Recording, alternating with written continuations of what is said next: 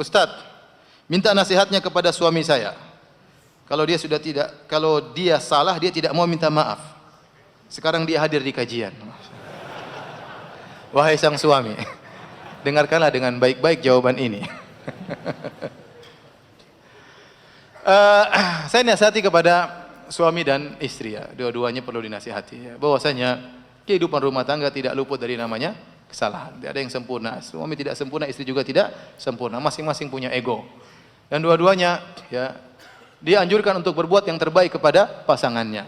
Kalau suami ingin menjadi terbaik di sisi Allah, jadilah terbaik bagi istrinya. Kalau dia mudah maafkan orang lain, maka istrinya lebih utama untuk dia maafkan. Kalau dia mau mendengar cerita orang lain, maka dia lebih utama untuk mendengar cerita istrinya. Kalau dia ingin membuat orang lain tertawa, istrinya lebih utama untuk dia membuat tertawa istrinya. Semua yang dia lakukan yang utama adalah terhadap apa? Istrinya. Dan ini sabda Nabi SAW, khairukum li ahlihi.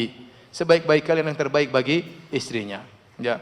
Sebaliknya juga demikian istri, kalau ingin menjadi istri yang terbaik, maka jadilah yang terbaik bagi suaminya. Tatkala Nabi SAW bertemu dengan seorang wanita, Nabi berkata, "Adzatu ba'alin anti?" Kau punya suami enggak? Kata dia, "Iya." "Apa yang kau lakukan dengannya?" "La alubihi illa ma ajistu anhu." Saya selalu berbuat yang terbaik maksimal mungkin kepada suamiku kecuali yang tidak aku mampu. Kata Nabi, "Unzuri aina anti minhu fa innahu jannatuki wa naruki." Lihatlah bagaimana kau di hati suamimu, sungguhnya suami itu surgamu atau nerakamu. Maka saya katakan wanita yang terbaik adalah wanita yang juga yang terbaik bagi apa?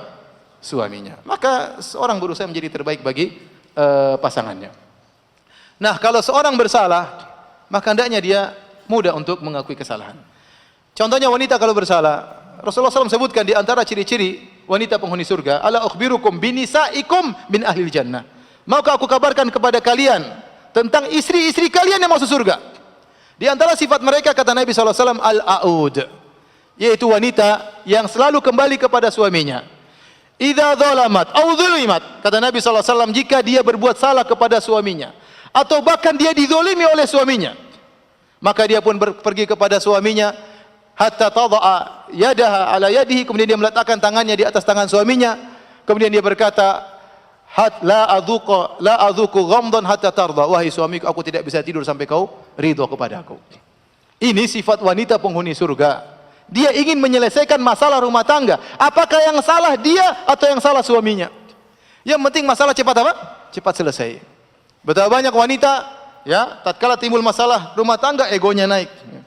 Egonya naik. Baik dia yang benar, demikian juga kalau dia salah. Dia salah saja tidak mau minta maaf, apalagi kalau dia yang benar. Demikian juga lelaki. Kalau punya kesalahan, segera minta maaf. Latih diri kita untuk berkata, kalau tidak berani ngomong dengan langsung, tulis di WA, "Maafkan aku, buah hatiku." Masa enggak bisa?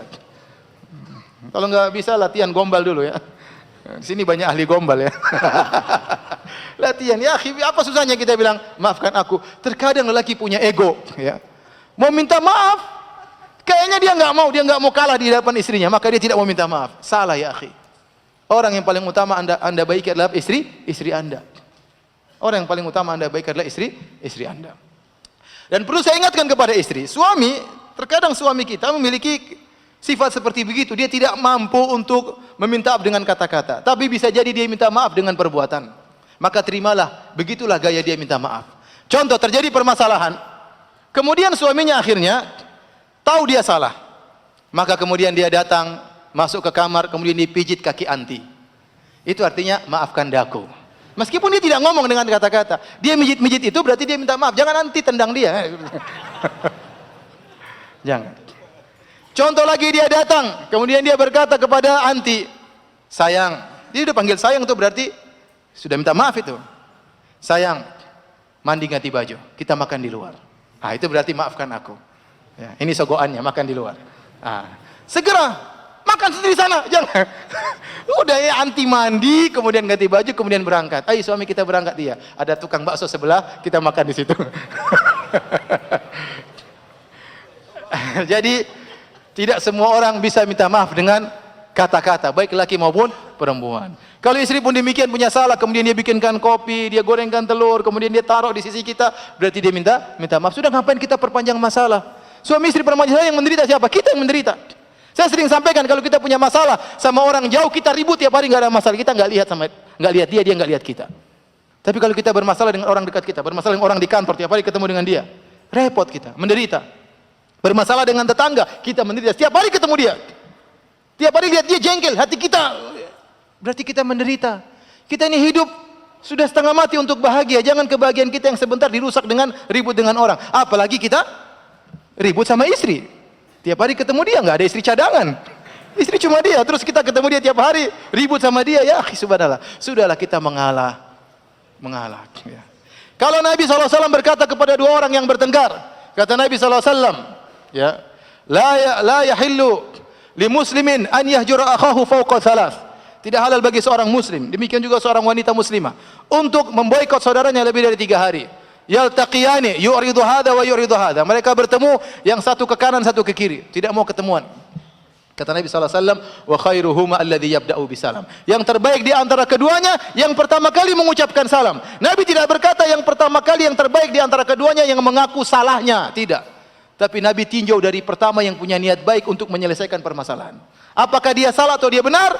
Wa khairuhuma alladhi yabda'u bisalam. Yang terbaik di antara keduanya adalah yang memulai dengan mengucapkan salam. Apalagi suami istri. Anda benar atau Anda salah, Andalah yang mulai mengucapkan maafkan aku sayang. Dan Anda harus ingat ya ikhwan, kita ini dalam kehidupan rumah tangga, kalau terjadi permasalahan antara kita dengan istri kita, jadikanlah kita salah satu faktor pencetus pertikaian tersebut. Jangan kita lemparkan seluruh kesalahan kita kepada istri, jangan. Pasti ada faktor, meskipun mungkin 5%, 3%, 10%, ada faktor kita yang mendukung terjadi pertikaian tersebut. Maka tatkala kita menempatkan posisi diri kita termasuk andil dalam terjadi pertikaian tersebut, kita lebih, ego kita semakin kurang. Tapi kalau kita melemparkan 100% salah istri kita, ya maka kemudian kita semakin arogan. Contoh, istri kita mungkin main Facebookan, kita nggak suka, kita marah-marah. Sebabnya mungkin gara-gara kita nggak pernah kontak dia, kita nggak pernah ngobrol dia, kita nggak pernah bimbing dia. Kemudian dia cari kesibukan Facebook dan macam-macam ya. Akhirnya kita marah-marah, padahal kesalahan dia di antara dampak dari kesalahan apa? Kesalahan kita. Allah Ta'ala alam bisawab. Wahai sang suami, sudah dengar ya? Pulang minta maaf ya. Sekarang WhatsApp bilang maafkan suami istriku.